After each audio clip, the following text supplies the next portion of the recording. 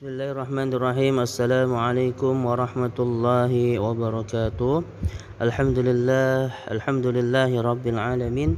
Wassalatu wassalamu ala Rasulillah Sayyidina Muhammadin wa mawalah. Wala hawla wala quwwata illa billah. Allahumma anfa'na bi ulumina wal muslimin waj'alna minas salihin wal mukhlisin. Rabbana zidna ilman warzuqna fahman amma ba'. Anak-anak semua, alhamdulillah pada kesempatan kali ini kita akan kembali lagi belajar fikih takrib pada bab yaitu hawalah ya. Yaitu hawalah itu apa? Peralihan hutang. Jadi hawalah itu secara bahasa artinya adalah pengalihan atau pindah. Sedangkan secara istilah jadi maksud hiwalah di sini adalah pengalihan penagihan hutang dari orang yang berhutang kepada orang yang menanggung hutang tersebut ya. Nah, jadi mudahnya Ustadz berikan contoh ya. Ada si Ahmad, Bobby, Cepot ya. Jadi ini harus diingat ya biar nanti paham dalam membahasnya. Ada si Ahmad, Bobby dan juga Cepot. Si Ahmad ini memberikan hutang kepada si Bobby sebesar 50.000. Kemudian si Cepot juga ternyata berhutang kepada si Bobby sama yaitu 50.000 juga. Ya. Nah, ketika si Ahmad ini menagih hutang kepada si Bobby sebesar 50.000, kemudian si Bobby berkata bahwasanya engkau boleh menagih hutang tersebut kepada si Cepot karena si Cepot memiliki hutang kepadaku sebesar 50.000. Nah, akad ini akan boleh dilakukan ketika ketiga orang tersebut Ahmad, Bobby dan Cepot ini bersepakat. Kalau tidak sepakat salah satunya maka tidak akan terjadi akad tersebut ya. Untuk lebih jelasnya maka kita baca teksnya ya. Wasyaraitul hawalati arba'atun ya. Wasyaraitu dan syarat-syaratnya al hawalati yaitu hawalah arba'atun ada 4. Yang pertama apa? Yang pertama ridhaul muhil yaitu ridhonya atau kerelaan muhil. Muhil itu siapa? Jadi di bab hawalah ini ada 4 istilah yang harus kalian ketahui. Yang pertama ada muhil. Muhil itu orang yang mempunyai tanggungan hutang. Kalau dalam contoh tadi berarti Bobby ya, si Bobby itu muhil. Kemudian muhtal orang yang menghutangi. Siapa? Berarti si Ahmad ya. Kemudian muhtal alai itu adalah orang yang dibebani untuk melunasi hutang, berarti si Cepot. Jadi si Cepot ini harus melunasi hutangnya Bobby kepada si Ahmad ya. Harus ingat kalau muhil itu Ahmad, kemudian muhtal Ustadz ulangi, kalau muhil itu Bobby, kemudian muhtal itu Ahmad, sedangkan muhtal alai Cepot. Kemudian ada satu istilah lagi yaitu muhalbih. Muhalbih itu apa? Itu hutangnya atau barangnya. Oke, jadi yang pertama adalah adanya kerelaan dari si muhil, yaitu dari orang yang berhutang, seperti itu ya. Kemudian yang kedua kubulul muhtali, yaitu atas persetujuan atau penerimaan dari si orang yang memberikan hutang ya. Kemudian yang ketiga yaitu kaunul haqqi mustaqirran fid dimah. Kaunul haqqi keberadaan hutang mustaqirran sudah tetap fid dimah dalam tanggungan. Jadi yang ketiga ini keberadaan hutang yang diahlikan itu sudah statusnya menetap, artinya memang sudah berhutang, bukan hanya sekedar rencana atau belum berhutang. Kemudian selanjutnya yang keempat ada ittifaqu ma fi dimmatil muhili wal muhali alaihi fil jinsi wan naw'i wal hululi wat ta'jili was sihati wat. Nah, ittifaqu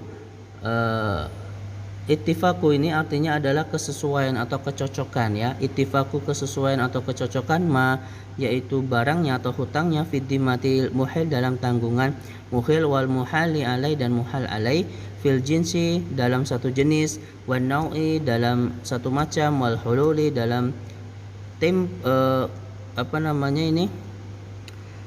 dalam kontan wat ta'jili dan juga tempo. Nah, jadi barangnya itu harus sama, ya. Barang hutangnya itu harus sama antara kalau si tadi Bobby berhutang 50.000, maka si penanggung hutang ya ini Cepot juga harus 50.000. Jadi harus sama jenisnya uang, harus pembayarannya juga kontan atau tempo itu harus sama. Kemudian selanjutnya watabarra'u biha dhimmatul muhil, watabarra'u dan telah bebas biha dengannya dhimmatul muhil, yaitu tanggungan muhil. Artinya kalau sudah dilakukan akad hiwalah, maka si Bobby ini sudah bebas dari hutang kepada si Ahmad, seperti itu. Dan juga si Cepot sudah bebas hutang dari si Bobby. Jadi sekarang tugasnya adalah si Cepot harus membayar hutang kepada si Ahmad.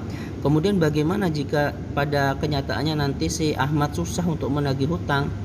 Karena sudah dilakukan akad, maka tetap si Ahmad harus menagih hutang kepada si Bobby. Tidak boleh menagih si Cepot tidak boleh menagih hutang kepada si Bobby karena sudah melakukan akad yang namanya akad hiwalah. Nah, kemudian kita akan membahas mengenai doman, ya. Apa sih itu doman? Doman itu adalah menanggung harta yang menjadi tanggungan orang lain. Nah, kita baca teksnya, ya. Faslon, dan bermulanya fasal. Wa yasihu dhamanu duyuni al-mustakirati fid dimati idza ulima qadruha. Wa yasihu, dan sah, ad-dhamanu duyuni, yakni menanggung hutang, al-mustakirati yang telah menetap, fid dimati pada tanggungan seseorang, idza ulima qadruha, ketika diketahui ukuran kadarnya. Jadi sah tidak sahnya itu harus diketahui ukurannya berapa, hutangnya berapa. Kalau tidak diketahui maka tidak sah, ya. Jadi contohnya si Ahmad berhutang kepada si Bobby dan si Cecep ini sebagai tanggungannya. Jadi ketika si Ahmad tidak dapat membayar hutang, maka nanti yang membayar adalah si Cecep. Nah, inilah disebut tanggungan. Tetapi hutang tersebut harus jelas berapa, apakah 50.000 atau 100.000. Kalau tidak jelas maka tidak sah. Kemudian wali sahibil haqqi mutalabatu man syaa minadh-dhamini wal madmuni anhu. Wali sahibil haq, dan bagi pemilik hak, artinya yang memiliki hak, mutalabatu itu berhak untuk meminta atau menagih hutangnya, man syaa, siapa saja yang ia kehendaki, baik itu dari dhamin ataupun dari madmunian. Nah, apa itu dhamin? Dhamin itu yang melakukan tanggungan. Kalau tadi dalam contoh berarti si Cecep yang mau menanggung hutang si Ahmad. Kalau madmunian itu adalah Ahmadnya yang memiliki hutang, ya. Kemudian idza kana dhamanu ala ma bayyana, ketika dhaman ala ma bayyana sebagaimana yang telah kami jelaskan. Wa idza gharama ad-dhaminu raja'a ala madmuni anhu.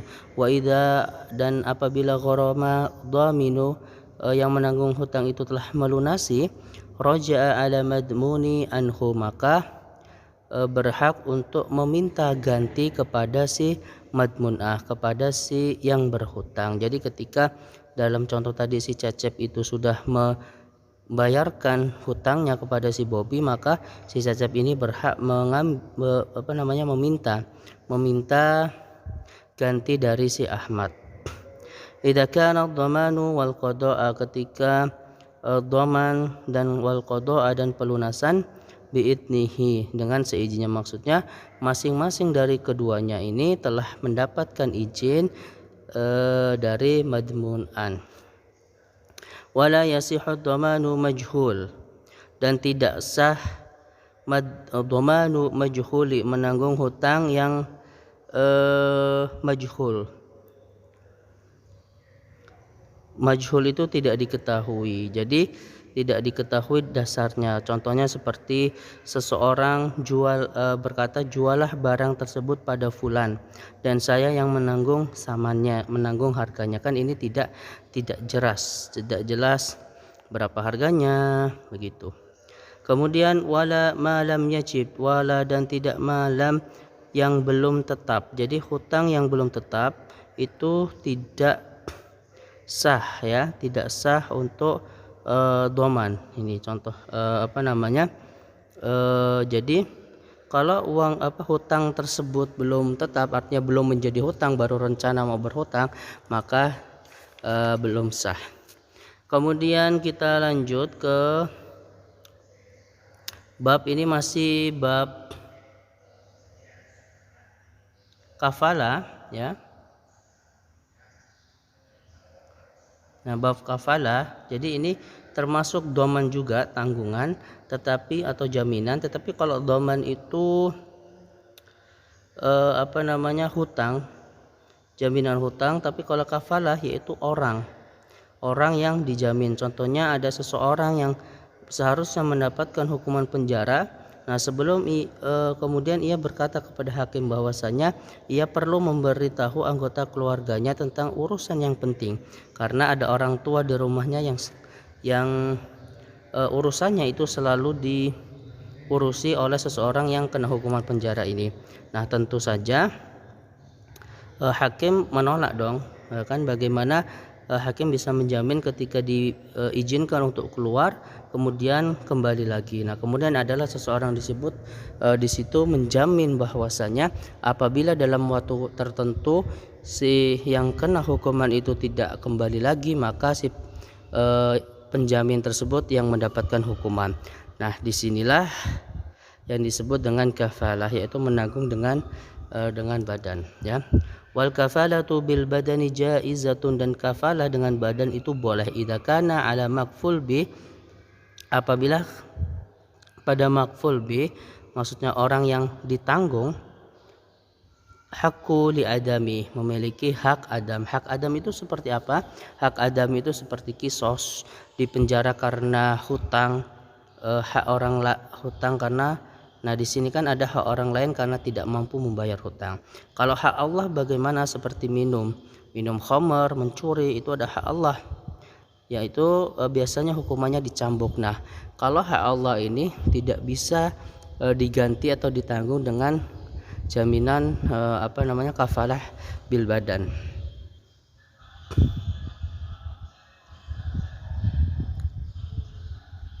Ya, mungkin cukup sekian. Apabila nanti ada yang belum jelas, silahkan untuk bertanya kepada Ustadz. Kemudian nah, ini ada kesimpulan. Yang pertama tadi yaitu mengenai syarat hiwalah itu ada 4. Ridhonya dari muhil, kemudian persetujuan dari muhtal, keadaan hutang tetap dalam pengakuan yang berhutang, kemudian persamaan hutang antara muhil dan muhal alaih dalam satu jenis macam dan temponya yang mana dengannya tanggung jawab muhil kepada muhtal menjadi tunai. Nah, sah hukumnya menjamin hutang yang diketahui jumlahnya. Kemudian kafalah atau jaminan dengan badan itu boleh apabila yang dijamin itu mempunyai sangkutan hak dengan manusia. Ustaz akhiri, assalamualaikum warahmatullahi wabarakatuh.